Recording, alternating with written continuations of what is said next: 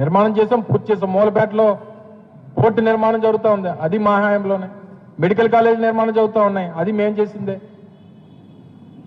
Engineering కాలేజీలు, tribal engineering కాలేజీలు, central university, ఇవన్నీ మా హయాంలో జరిగినవే. మీరు ఈ సంవత్సర కాలంలో ఇగో ఈ ప్రాజెక్టు, ఈ కార్యక్రమం ఈ ప్రాంతానికి, ఉత్తరాంధ్ర ప్రాంతానికి ఇచ్చేసామని చెప్పానండి.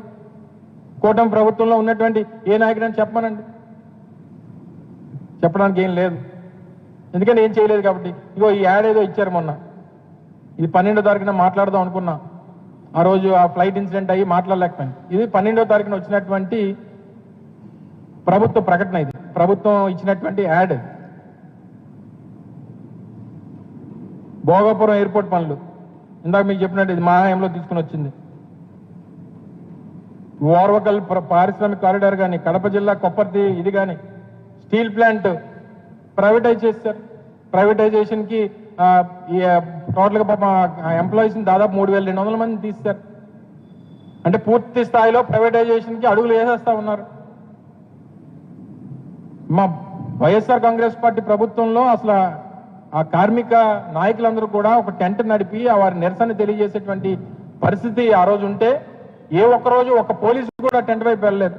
ఎందుకంటే వాళ్ళు పోరాటం చేసేటువంటి వారి హక్కు అనేటువంటి ఉద్దేశంతో. మొన్న ఒక రోజు మొత్తం పోలీసులందరూ కూడా టెంట్లోకి వెళ్ళి కూర్చొని కార్మికులను ఎవరిని రానివ్వకుండా మొత్తం టెంట్ అంతా ఎత్తిపెట్టేశారు. మళ్ళీ ఎవరు టెంట్ వేయడానికి వీల్లేదని చెప్పారు. కాంట్రాక్ట్ కార్మికులు 3200 మందిని తీశారు. ఈ సంవత్సరంలో 3.5 నెలల జీతాల బకాయిలు ఉన్నాయి. ఏమని అడిగితే 10,000 కోట్లు, 11,000 కోట్లు, 12,000 కోట్లు ఇస్తామని చెప్తున్నారు.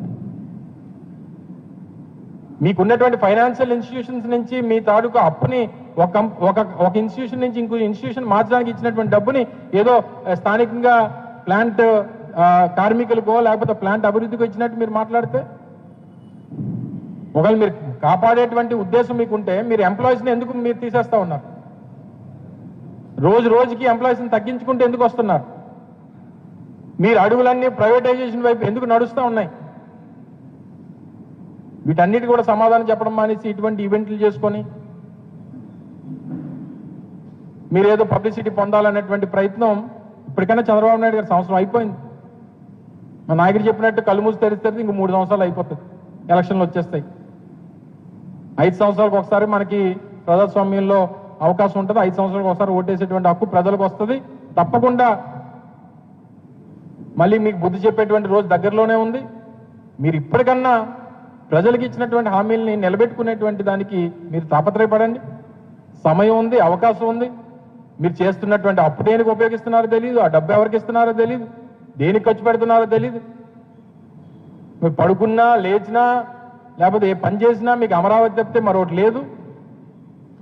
లేదా అవకాశం దొరికినప్పుడల్లా జగన్మోహన్ రెడ్డి గారి మీద క్యారెక్టర్ అసాసినేషను, ఆయన ఏదో రకంగా దెబ్బతీయాలి, ఆయన ఏదో రకంగా క్యారెక్టర్ అసాసినేట్ చేయాలనేటువంటి తాపత్రయం తప్పితే మీకు ఏం కనబడట్లేదు. మరి మనం చూసాం, ఒంగోలు వెళ్ళినప్పుడు వచ్చినటువంటి జనాన్ని చూసాం, లేదా మొన్న పల్నాడు వెళ్ళినప్పుడు వచ్చినటువంటి జనాన్ని చూసాం. దేనికి వస్తారు? ప్రతిపక్ష నాయకులు రోడ్ల మీదకి వచ్చినప్పుడు జనం వస్తున్నారంటే ఏంటి అర్థం?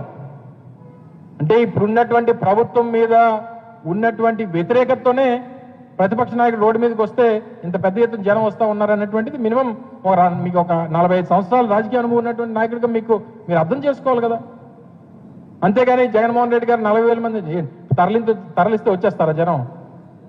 ఏమే అధికారంలో లేమే, లేదా ఎవరు డబ్బులు ఇస్తే వచ్చేసి జనం కాదే.